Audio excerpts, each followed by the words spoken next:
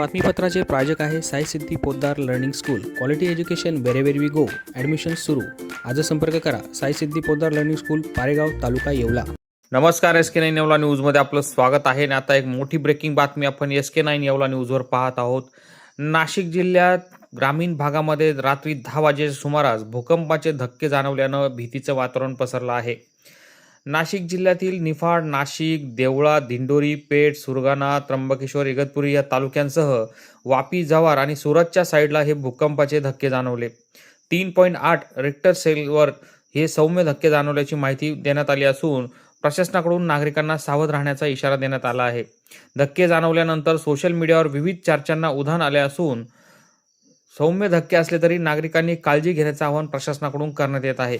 दरम्यान काही ठिकाणी चांदवड असेल या परिसरामध्ये घरांना भेगा पडल्याचे फोटो देखील व्हायरल झाल्यामुळं नागरिकांमध्ये सध्या भीतीचं वातावरण पसरत असून काळजी घेण्याचं आवाहन नागरिकांच्या साठी प्रशासनाने केलं आहे. SK9 येवला न्यूजसाठी bureau report, Nashik. Mobile mobile mobile, अरे मोबाइल बोले तो SS मोबाइल. स्मार्टफोन ब्रँड असो कोणताही, खरेदी मात्र SS मोबाइल मध्येच. मोबाइल मोबाइल मोबाइल, अरे मोबाइल बोले तो SS मोबाइल.